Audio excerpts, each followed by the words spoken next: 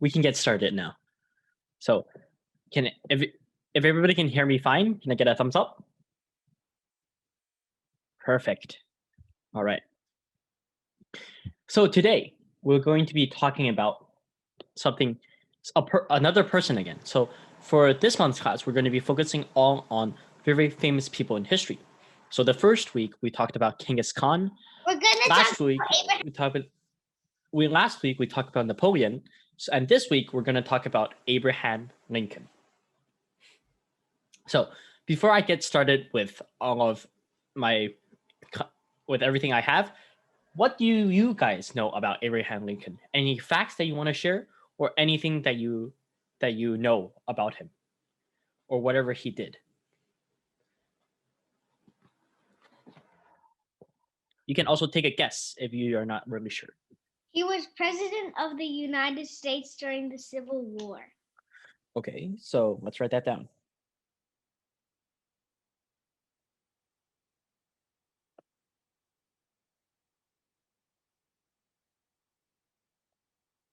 Would you know during which war? Civil War. Perfect. That's correct. So he was the president of the United States during the Civil War.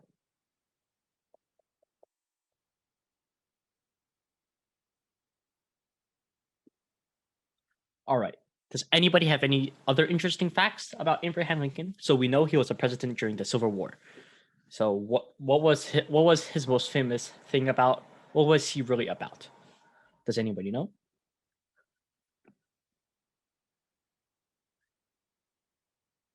Nope. Is that all the facts we have on him? All right.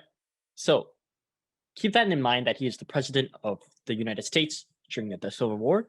So let's talk about everything that led up to that point. First of all, let's talk about his early life. So what was Abraham Lincoln like? Well, Abraham Lincoln was born in 1809 in a place called Kentucky. Of course, in USA. So Kentucky is a state in the USA, and that is where Abraham Lincoln was born. He was not really born into a rich family. He was born into a pretty poor family that had to live in a one-room cabin where he had to share the room with all of his siblings. And because of their economic situation, so they weren't really rich, he wasn't able to go to school.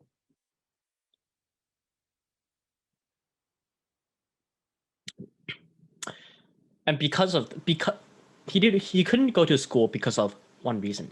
He had to help his family with growing crops. So he had to help his family by working. So unfortunately, he wasn't able to go to school like all of us, where we go to school almost every day.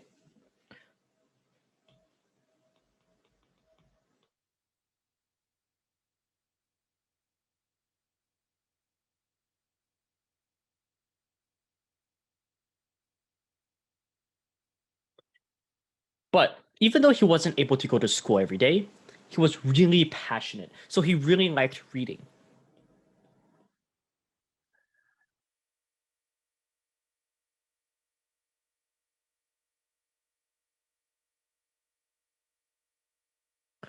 He was really into reading and he really liked to learn.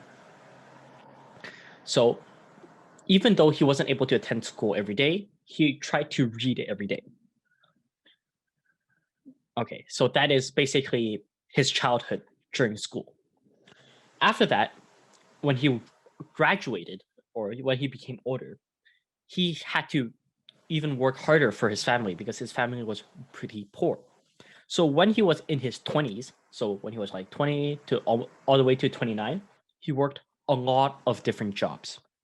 He worked as a postmaster, so people that delivered mail. He also worked as a boat crew, so somebody that was on a boat. He even worked as a lumberjack, so a person that cut trees.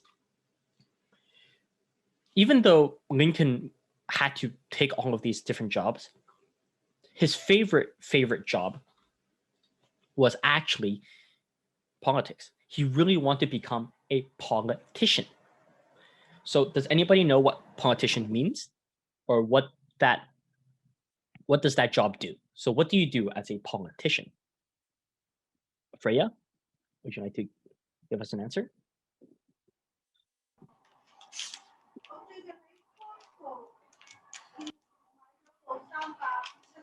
Looking after, like, I forgot.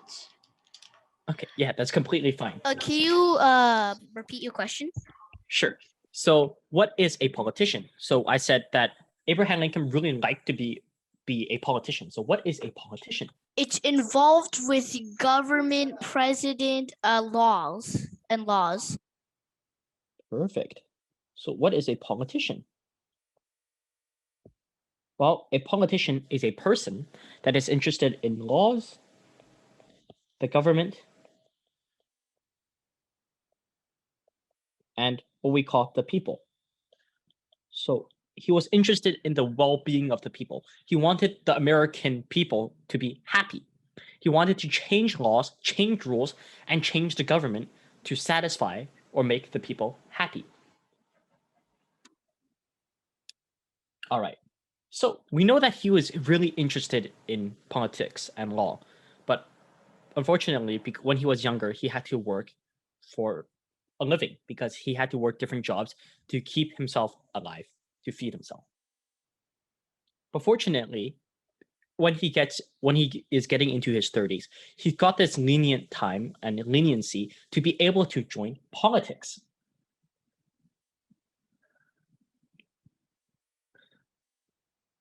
So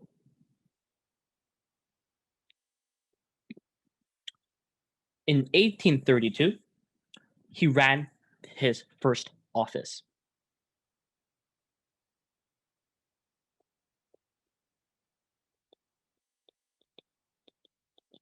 Which means that in 1832, he tried to become elected for a position in government.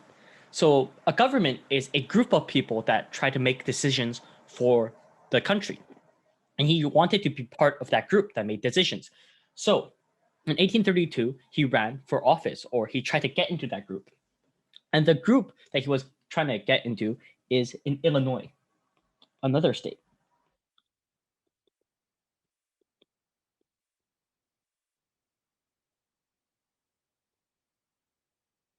So that is the place that he tried to get into. But unfortunately, the first time that he was elected in 1832, he was not successful.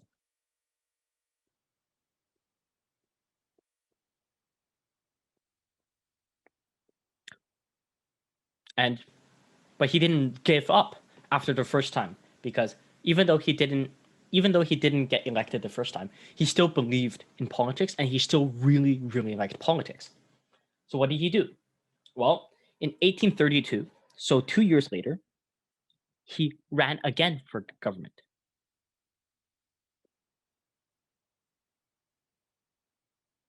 Which just means that he tried again to get elected and to be part of this group.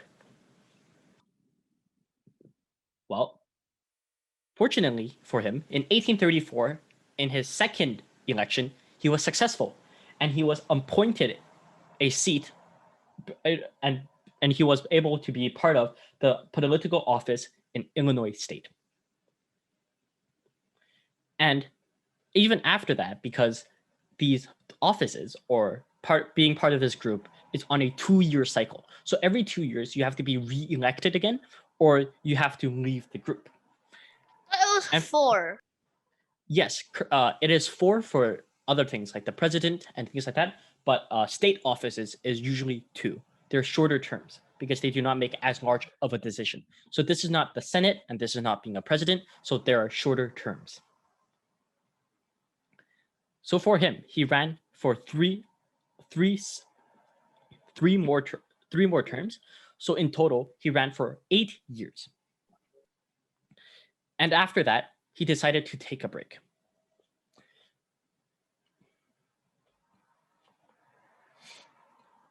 The reason why he took a break is because he also picked up another interest. That interest of his was becoming a lawyer. So what does a lawyer do? Well, a lawyer is also a person that deals with law. It's kind of like a politician, but usually lawyers deal with lawyers are involved only when somebody breaks the rules. So yeah, he became a really successful lawyer. And there's a lot of funny stories about how, because he was really good at debate, so he was really good at arguing in politics, he became a really successful lawyer. One of the stories is that there was this one person, so a criminal, that he was sent to defend, because when you're a criminal, you get something called a trial in court. So you get a chance to present your case and say you're either guilty or not guilty. And with the help of Abraham Lincoln, this person that committed a crime got set free. So this person murdered somebody in broad daylight. So that's really bad, right? So he killed somebody in the middle of the street. But because Lincoln was so good at arguing, he argued that the timing was not right between all of the people that saw this crime, that the crime didn't even exist. So unfortunately, the criminal got to go free, but this kind of shows how good Lincoln was at debating. And this is what really leads to him being really successful later in life when he tries to run for president. All right. So, does anybody have any questions about that? Nope. All right. So, let's keep talking about his political life. As I was saying, he took kind of breaks in between his elections, but one of the more important dates is 1846, when he won a seat in what we call the U.S. House of Representatives.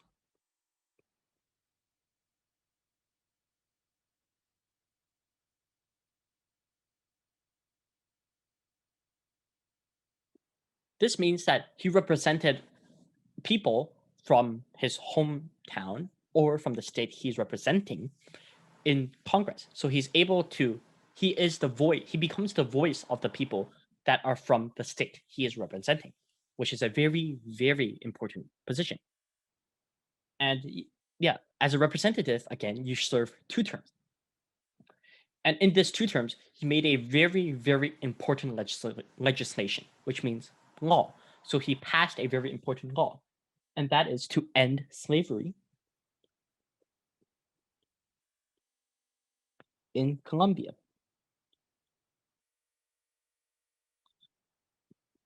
So Colombia was a district that he was in charge of, and through his debates, he was able to end slavery in this small district.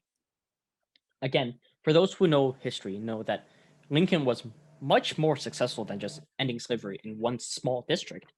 But this is a very important first step, because this kind of solidified his views as an anti-slavery. So he didn't like slavery. And after the term was over in 1849, as I said, he decided to take a break from politics. All right. Does anybody have any questions about any of his early political life? Anything that he did? Is that Kai that have a question? Or is that Jimmy? Why did he want to take a break? That's a great question. Well, considering that in 1849, if we do the math, he has been in office for around 17 years. Well, 17 years is a very long time. Many of you, I think all of you guys are not even 17 years old. So you have to think 17 is such a long time to do politics, which is really, really demanding. It's really tiring, because you have to think, you have to be debating, you have to be talking, and you have to be negotiating every single day. And that is very tiring. So he was really stressed out. So that's why after he thought that he did something really, really big, which is ending slavery in Colombia, because at that time he wasn't very famous. So even doing something small like this was very, very important for him. So he thought, I completed something I really wanted to do. So he retired or took a break. All right. So that is all we have about his early political life. So let's move on. As we said, he took a break. So what happened during the break? Well, there is a very important event that happened after 1849. And that event was the Kansas-Nebraska Act. Before we get into the Kansas-Nebraska Act, you also see there's another name on the screen, which is the Missouri Compromise. Does anybody know what the Missouri Compromise is? Have anybody heard of it? Maybe from previous classes I've taught, or maybe in school? Does anybody want to take a guess at what the Missouri Compromise is?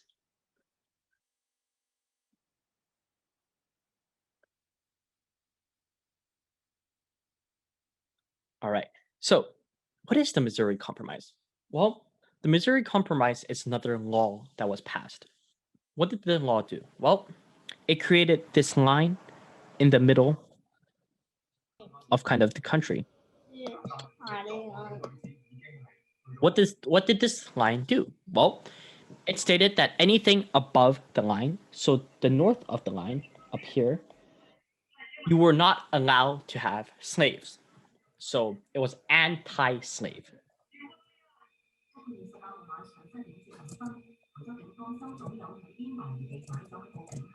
So this whole thing is about anti-slavery versus pro-slavery. And as I said, the Missouri Compromise let the northern states be anti-slavery and the southern states, so any state over here, be able to own slaves.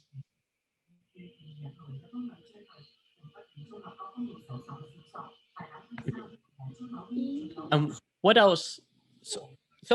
But why is it called the Missouri Compromise? Well, it is called the Missouri Compromise because, as you see, even though Missouri was above this line over here, so technically they should be in the north, right? So they're not allowed to have slaves. Well, what happened? Because it was kind of a compromise, so what they did was they allowed Missouri to still have slaves while keeping this line. So after Missouri and after this line has been established, no more future states can own slaves or not own slaves when they're above or under the line. So this line kind of split the country into half.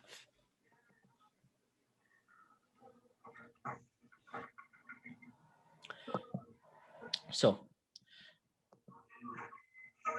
we're talking about the Missouri Compromise because, sorry, I forgot to give the date. The Missouri Compromise was from the 1820. So this was before Abraham Lincoln's time. This was before he got into politics. So why does this matter? Well, the Missouri Compromise set up the field within politics that split the country kind of in half. The North, who don't like slaves, versus the South that want slaves. And this kind of split them into two. So because when there's the split, there's going to be conflict. Even though they reached a compromise, so they have basically a truce during this time period, you couldn't hold that truce for long because they had different ideologies. So what happened? Well, as more territories started joining the Union, so United States of America, there's a growing anti-slavery sentiment. So more and more people actually don't want slaves. So the South feels threatened. They're like, you guys don't like slaves? Then we don't like you. So they wanted a new compromise. They feel like they didn't have enough power. So what happens? Well, they created this new act called the Kansas-Nebraska Act.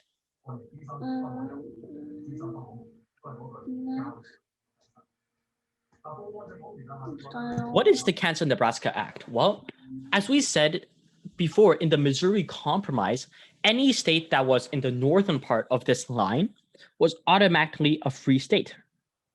Correct? So free state meaning that no slaves. And any state that was below this line, so in the South, was automatically a slave state. So they were allowed to own slaves. But because you can see that line kind of isn't fair, right? Because the north side is kind of bigger than the South. So as they expanded into the west side of the country, they feel like it was unfair. So they had to come up with this new agreement. And this agreement was called the Kansas-Nebraska Act. And what this act really stated was that any new state or territory, so any new land that wanted to join the United States of America, had a choice. They get to choose if they want to become a free or slave state by voting. So that's a very important part.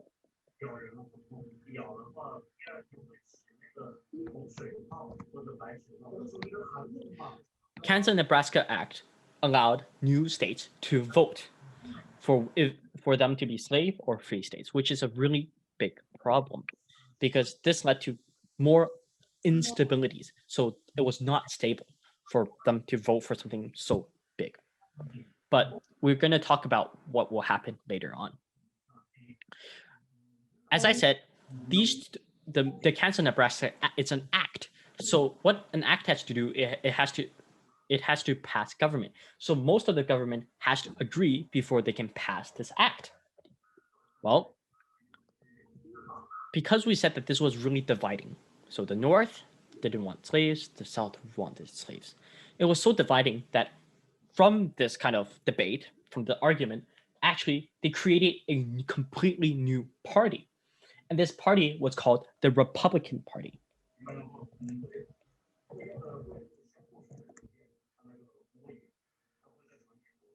So you guys might know the Republican Party from the last president, Donald Trump, who was part of this Republican Party. So yeah, this is where the Republican Party started in around 1850. Because of the Kansas-Nebraska Act. All right, so, and as I said, there is this Kansas-Nebraska Act and the creation of the Republican Party. What does this all have to do with Lincoln? Well, because of this act and this really shooken country, so the country is all very curious and very interested in what decision that was making. This really brought Lincoln back into politics. So even though he wanted to retire or get away from politics, because of this act, he was kind of reeled back in. And because he was against slaves, which if the Kansas-Nebraska Act passed, it was actually for the slave states. And he didn't want that. So he joined the Republican Party, which was against the Kansas-Nebraska Act.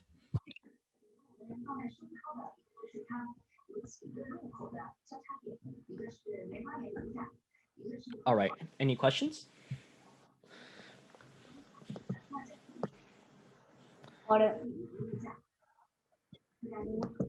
So if there is no question, there is a question on the screen. Maybe some of you guys can you guys can see on the screen and maybe answer it. So the question is, why were slaves important to the South? Why did the slaves want slaves? Why did the South want slaves so much? Because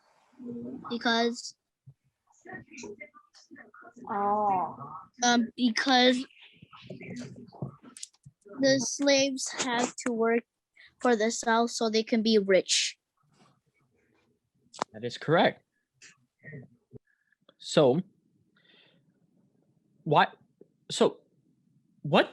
did the South base their economy on? Well, the Southern economy was based off farming. So what they were mass farms and they were called plantations. So basically what they farmed was sugar, cotton, and a lot of different goods that you can grow in large amounts. Also tobacco.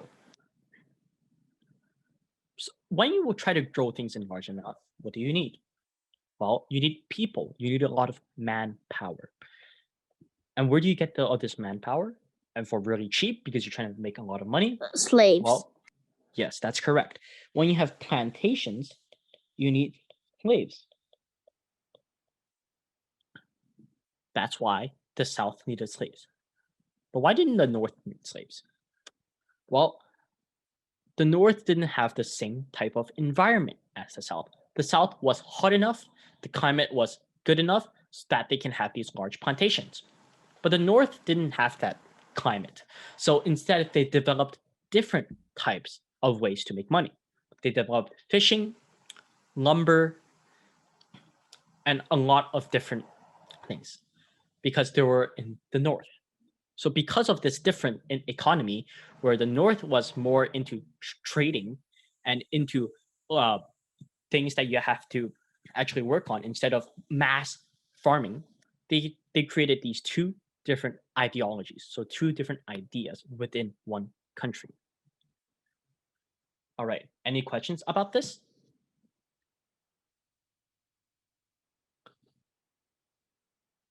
Any questions about anything with the acts, the compromise, or even slaveholding? Nope. All good? All right, Yes. let's move on. So, what is next? Well, we talked about how the Nebraska Act, the Kansas-Nebraska Act, and the Missouri, and with it, kind of the Missouri Compromise, how because of these chain of events led Lincoln back into politics, and it did. So, what happens next? Well, Lincoln, when he gets back to politics, realizes that he can do more than just liberate one small district. So instead of just having to free slaves in one district, he thought, how can we free slaves within the entire country? Well, that is a very important question. What do you do when you want your whole country to do something that you want? Well, you try to become the president.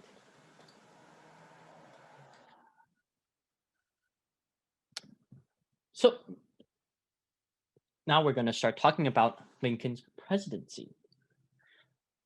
Let's give you some background information. In 1858,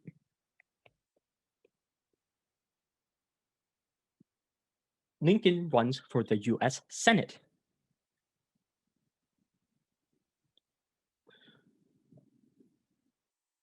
The US Senate is basically the group of people that is behind the president that makes the decision with him. And he tries to join this group so he can get one step closer to becoming the president. And what do you have to do when you want to run for the US Senate? Well, you have to hold debates. There are debates because if you don't have debates, people don't know what your views are and they don't know if they want to vote for you or not vote for you. Well, Lincoln had a lot of debates with another senator, so part of the Senate, called Stephen A. Douglas. We'll just call him Stephen Douglas. So he was the adversary, so the opponent of Lincoln. They were both fighting for Senate or a seat in Senate. Unfortunately, Lincoln didn't win the Senate seat, so Stephen Douglas got that Senate seat. So he got the seat in Senate to be able to vote with the president. But because of these really, really strong debates and Lincoln's really strong views, he became very popular.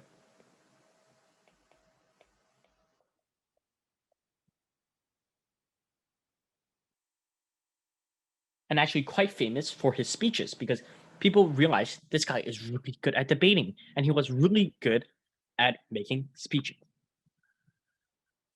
And because of this, because he got so well known for his speeches and for his ideology, because he had really strong ideology, he really know what he wants.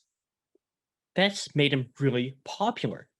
So when he tried to run for president 2 years later, in 1860, he got 40% of the vote, which is a lot considering there was 4 people running. He got almost double everybody else's vote, And the only person that came really close was, again, Stephen Douglas. And he was really fortunate to become the first Republican president in 1860. So again, he became president in 1860, and he was the first Republican president. As I said, 40% of vote, that's a lot. So that has to mean that a lot of people like you, right? Well, it is true that a lot of people from the North liked him because he was anti-slavery and he had a lot of good ideologies to expand their economy. But the South didn't like him.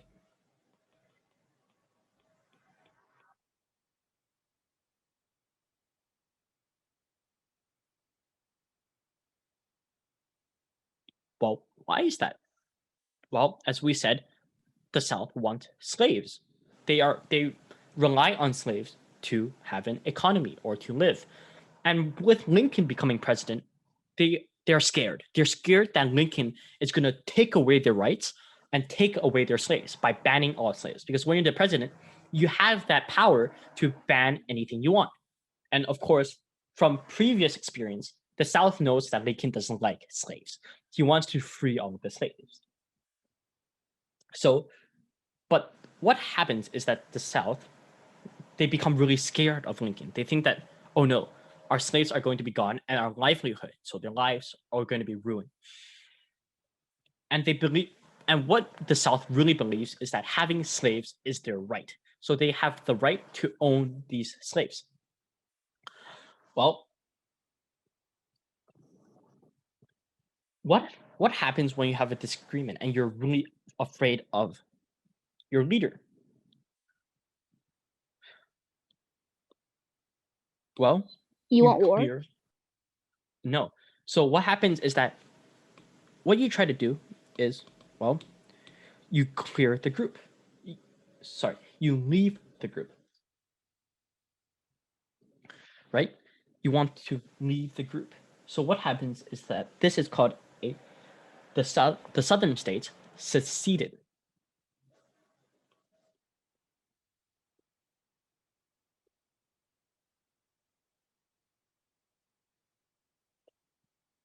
That means that they left the Union because you have to remember the United States of America wasn't one country yet. It was just a lot of different states that had their own laws. They just come into an agreement saying that we should band together to form a country so we can be stronger. Well, when the South doesn't agree with the North, they said, nope, we're going to leave you guys.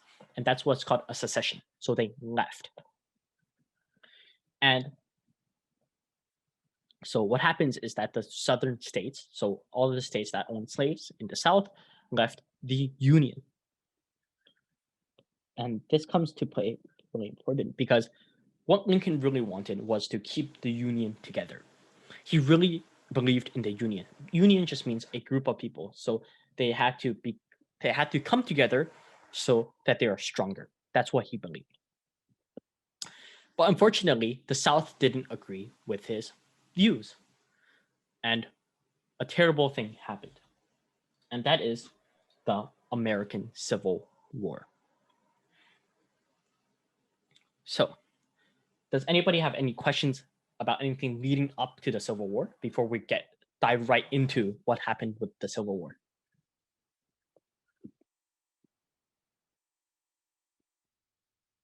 Nope. Okay. Let's keep going. So let's talk a bit about the Civil War. Well, what is the Civil War? Well, a Civil War Well- is one. Oh, does anybody know? Jasper? The Civil War's the South and the North having war for banning slavery or not not banning slavery. That is correct. So, what is the Civil War? Well, a civil war is when a country fights itself.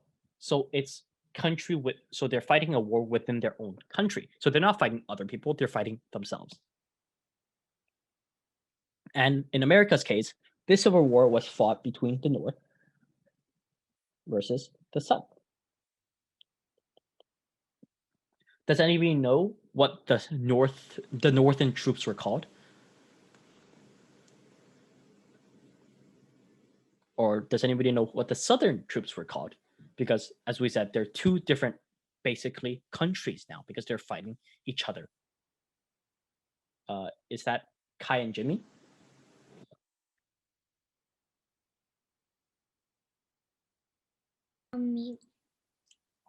The South is called the Confederate soldiers, and the North is called the Union soldiers. Perfect. Yep. So the North were called the Union soldiers, and the South were called the Confederate. Great job. So you can see they have different names and they didn't like each other. And this Civil War was really, really bad. Almost 850,000 people died. That is a lot of people who died. So this is a really, really bad war. So what does Abraham Lincoln, as the president, want to do? Well, he wants this war to end. What happens is that because he wants this war to end, there's two very important things that he did, all in 1863. So in the start of 1863, he did something. He issued a proclamation, basically a president's decree, so saying that this is what I think, this is what should happen, and I say so. So I have the power to say this or make this happen. And this is very famous, called the Emancipation Proclamation.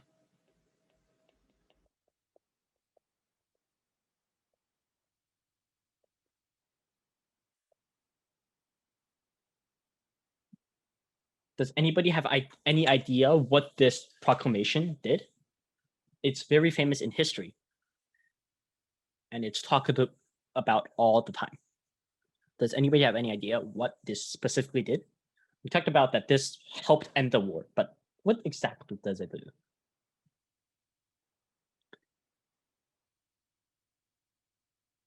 So, the Emancipation Proclamation, it was basically a statement made by Abraham Lincoln saying that all slaves should be free.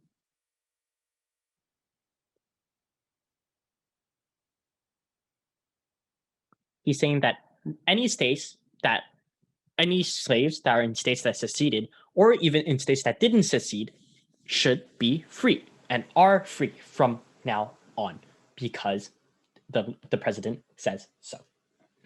And this actually motivated a lot of the slaves that were stuck in the South to help and try to get to the North and help the North fight the South. Because you think, you're slaves. And Abraham Lincoln promised them basically freedom if they can get to the North. Well, what do they do? Well, they try to get to the North to get freedom and help fight against the oppressors, the Southern white people that had a lot of power. So that is one of the important things that Abraham Lincoln did to get the Civil War really going and to put an end to it.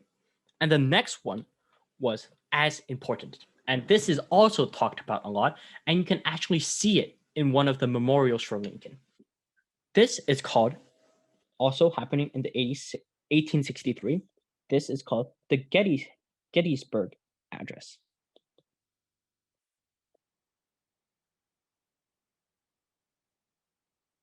So what was the Gettysburg Address? Well, in the name, address. So he's addressing. So he's saying this to somebody. Who is he saying it to? Well, he is saying it to a lot of important people, especially the soldiers. So he tried to make the speech heard by everybody. And what does this speech do? Well, it was a very short speech, as you can see on the page, but it was very powerful. It is said to be one of the most important speech of all time. It kind of marked because of the speech, the tides of war turned and the Union won the war. It was called the Gettysburg Address because it was delivered in Gettysburg in front of a lot of soldiers and a lot of people to cheer them on and call people to action to help them fight the South to bring the Southern states back into the Union. So, why is this speech so famous? Well, I said this speech is very important to ending the Civil War, but where a lot of people can see the speech is actually in the Lincoln Memorial in Washington, D.C.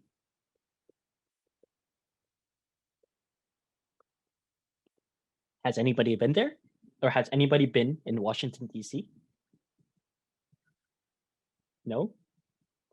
It's a great place, and there's a lot of very important architecture that you can visit. So there's the White House, there's the House of Legislature, there's beautiful museums of aeronautics, of natural, of nature. There's a lot of even human museums that show the evolutions of mankind.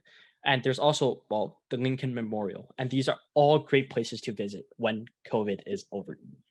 So again, Lincoln Memorial is a memorial, so a big statue built for, sorry, not a statue. It is a big place, so a big hall built for Lincoln for us to remember Lincoln for all of the good he has done, and particularly the Gettysburg Address. So this famous speech of his is actually carved on the rock within this memorial. So anybody who has been to the memorial, if you look at the walls, even though it looks like just a bunch of words, those words are actually the very famous Gettysburg Address. All right, so we talked about the Civil War and him making this Gettysburg Address.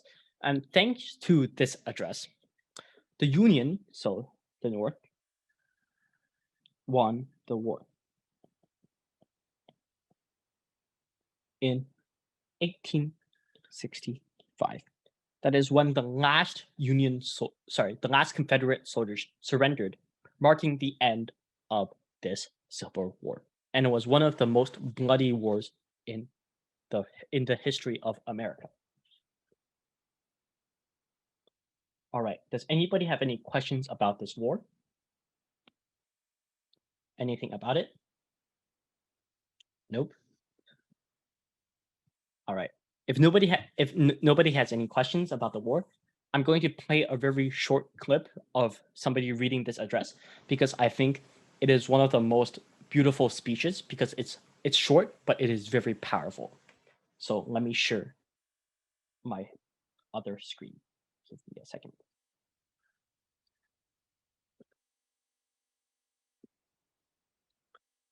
Let's get this up.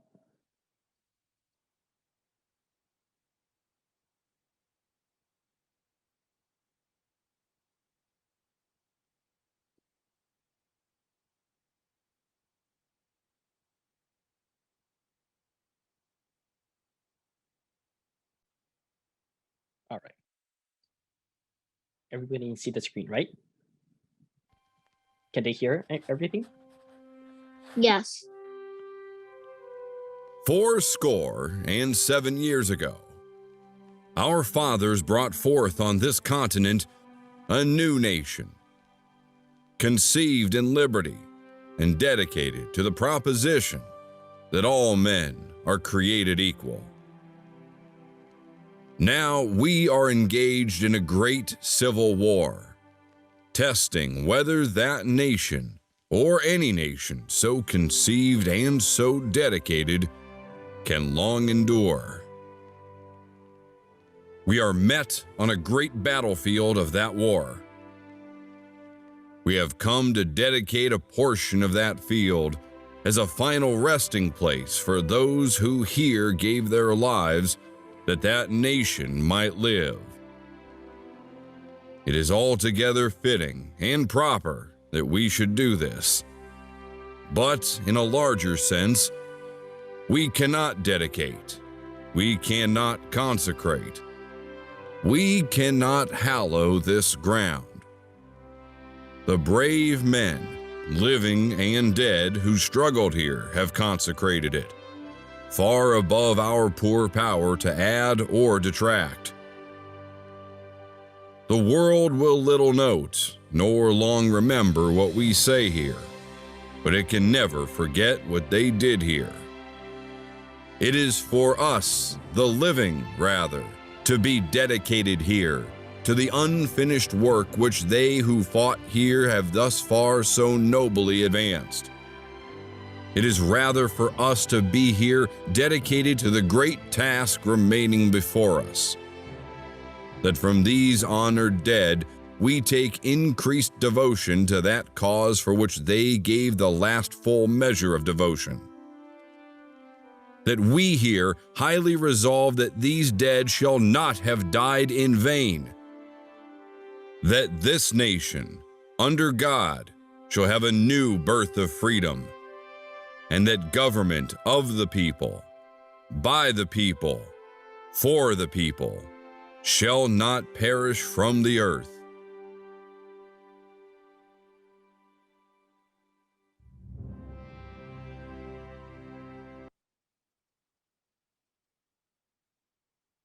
All right. Yeah. So as I said, it is a pretty short speech made by Lincoln, but you can kind of hear from its tone, it was very powerful, and it was very important in for helping the Union win the war.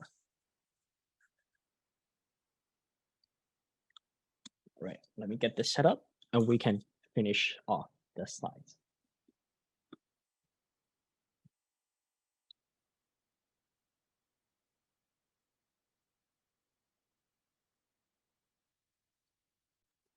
All right.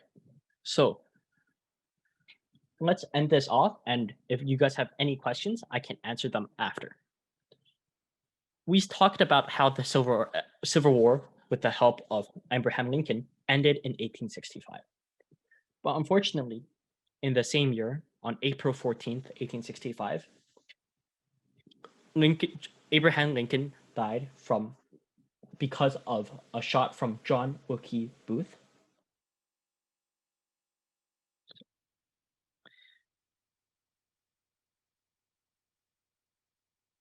Oops, sorry.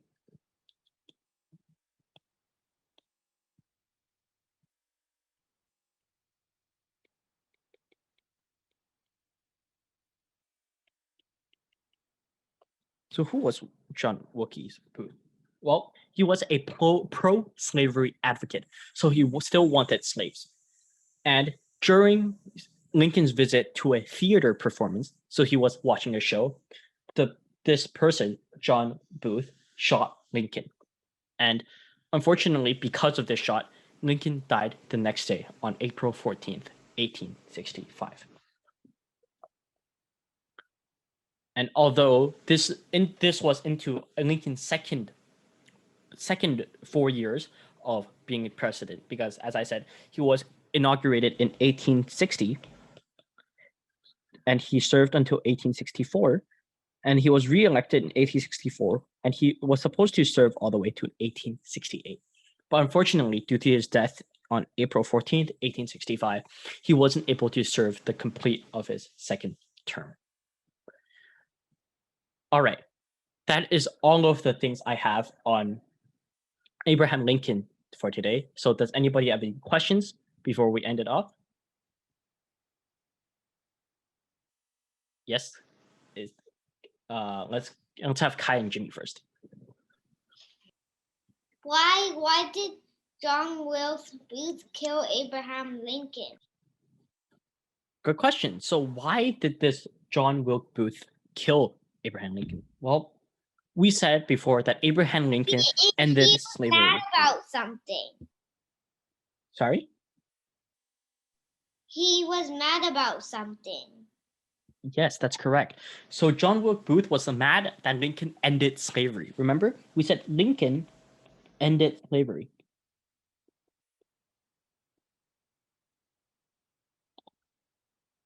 Well, John Wilkes Booth didn't like that. He wanted slaves. So when Lincoln didn't allow him to have slaves, what happens? Well, this John Booth doesn't like Lincoln, so he is really extreme and shoots Lincoln. And unfortunately, Abraham Lincoln dies from that shot.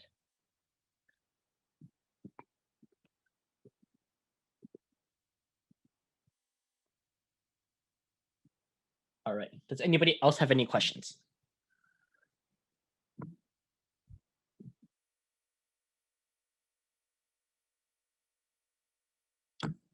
If not, let me pull up the screen for the Kahoot and we can get started on the Kahoot.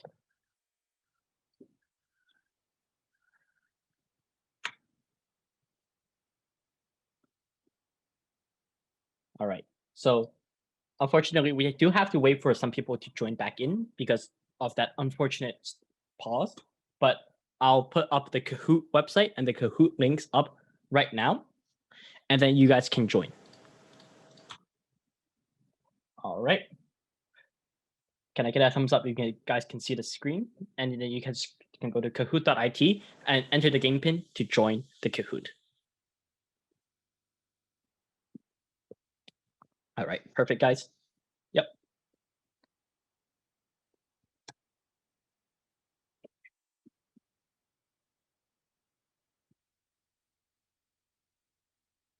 All right, I see Camille already on there.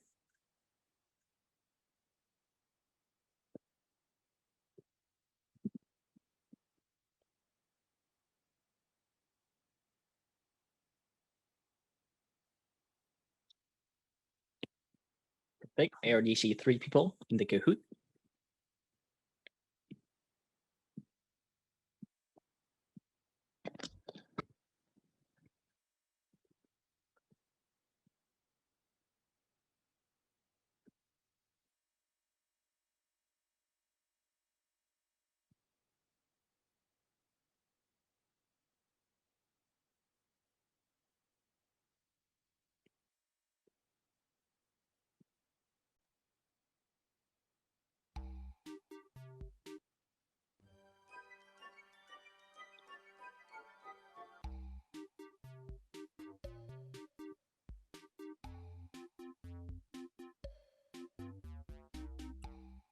Before we get started with the Kahoot, Harvey, do you still have a question? I believe before we cut off, I saw your hand go up.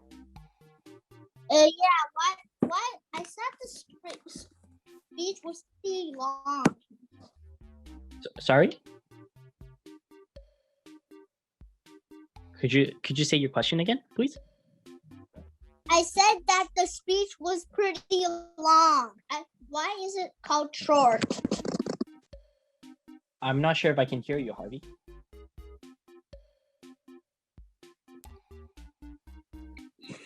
Now can you hear me?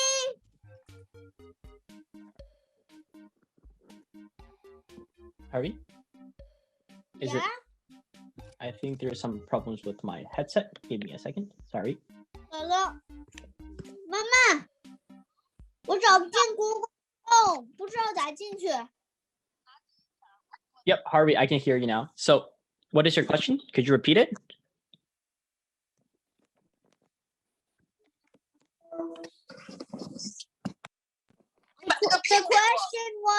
The question was what were never mind.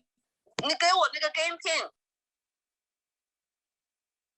All right, guess there's no more questions. So let's wait for Harvey and for the other people to join, and then we can get started with the Kahoot.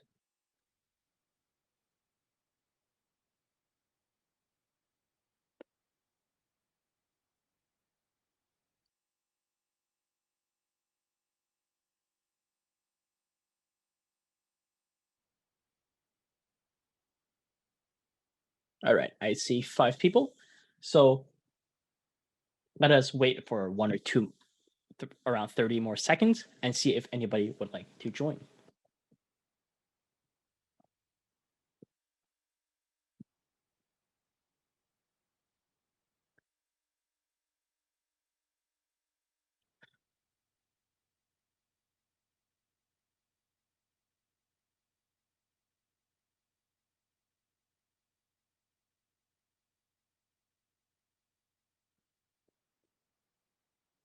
All right, can everybody see the screen?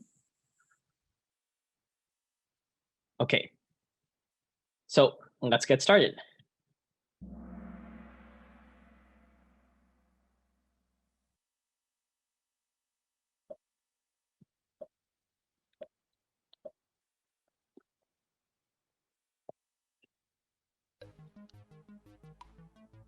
So where was Abraham Lincoln born? We talked about this in the first slide regarding his birthplace. That is correct. So Abraham Lincoln was born in Kentucky. So that is a state in the mid-south region to almost the east side in America. So mid-east.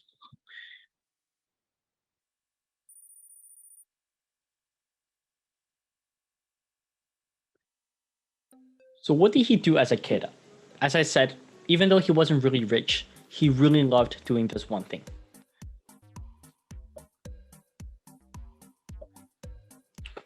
Remember, even though he didn't have to go to school, that's correct. He really loved reading. He loved reading almost every day if he could, because he couldn't go to school. He wanted to make himself educated.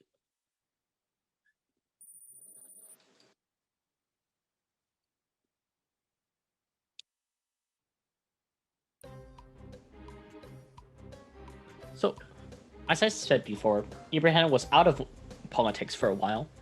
What is the big event that happened that brought Abraham Lincoln back into politics?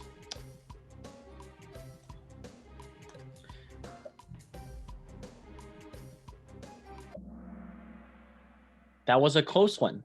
So, great job to the people that got that correct. It is, of course, the Kansas-Nebraska Act. Because of this large conflict, Abraham Lincoln was interested in politics again. And he wanted to help one side of the debate win, which, of course, is the anti-slavery side of the debate.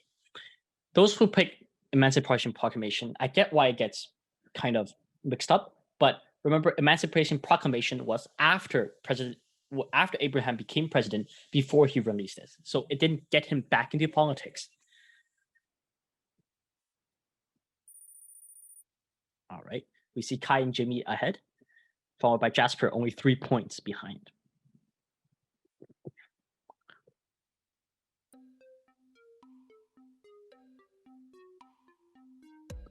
So how did he become famous? And well known, we talked about how he how during his run for the Senate that he unfortunately didn't get in. Wow, that was a very, very interesting. A lot of people thought he won the election, which is correct. He did win the election. But before he won the election, he had to be famous, because if he isn't famous, why would people elect for or vote for him? So because his debate with Douglas, when he was debating with Douglas, his speeches were so well structured and he had so big, strong, and powerful points that people got very interested in Abraham Lincoln. And well, because of that, he became famous. Wow, Kai and Jimmy got that right. Congratulations.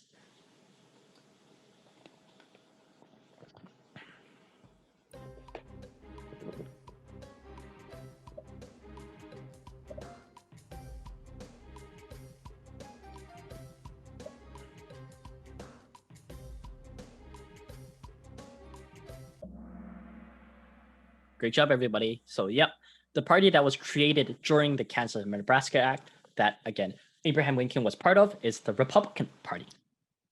The Liberal Party is a party in Canada, and it's not really in the United States. Great job, everybody.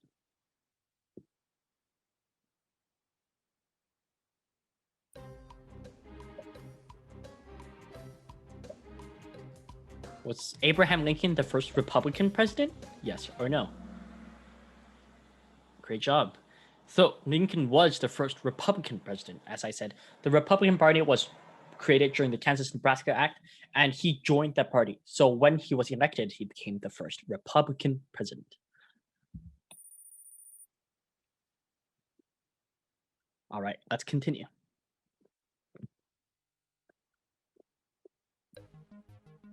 So as I said, a lot of Southerners didn't like Lincoln and was actually afraid of him. So why was that? Was it because of his views, how he looked, how he talked, how he thought? Yep, everybody got that correct. So all of the Southerners were scared that Lincoln was going to ban slavery if he because he isn't president, he is in government. What was the war that was started between the South and the North? Was it the Iraq War, the American Revolution, the Civil War, or World War II? Sorry, one. That's correct. The Civil War, because it's a war that is fought within one civilization. A civilization just means one group of people. So, yep, that is what happened. All right, we see Kai and Jimmy still having an answer streak of 5. Great job.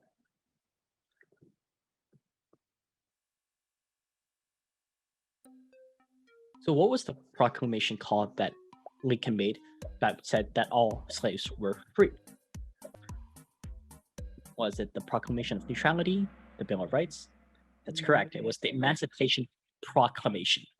It made Lincoln very famous and he was supported by a lot of Northerners, but also hated by or feared by a lot of Southerners because of the proclamation. And again, the proclamation was made during the war.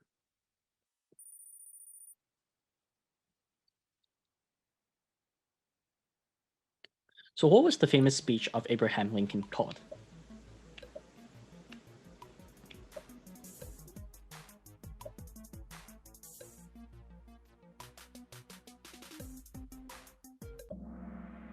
Good job, everybody. Yes, it was the Gettysburg Address, which he made in front of a group of people in Gettysburg that kind of called upon everybody to help win this war. All right, next question. I talked about this briefly. So as I said, the Gettysburg Address is actually carved on the walls of this building. What is this building called?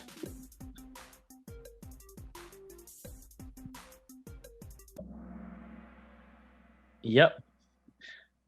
So, yep, it is correct. It is the Lincoln Memorial, as kind of it's in his name.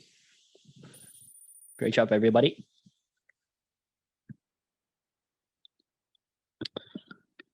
Unfortunate as it is, but how did Lincoln die? Yep, that was quite quick. All right, let's keep going.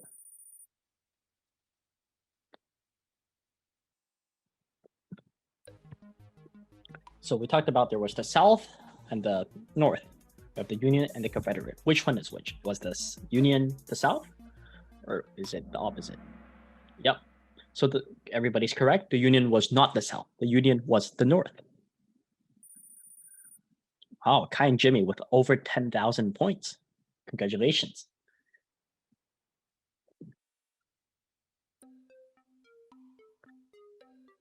I talked about this too. This is the same year that Abraham Lincoln died. Yep. So the Civil War died, and the Civil War ended in 1865, and Lincoln died in 1865. Okay, the last true or false question. So did the South win the war? Is it true? Is that false? What happened? Yeah, so that is false. The South did not win the war. Thanks to Abraham Lincoln with his Gettysburg Address, Emancipation Proclamation, and the full power of the northern states, they were able to win over the South in the Civil War and push South back within the Union. All right, let's see the rankings. In third place, Jasper, great job. 13 out of 15 questions, Camille, also a great job. And wow, Kai and Jimmy with 14 out of 15 questions. Congratulations.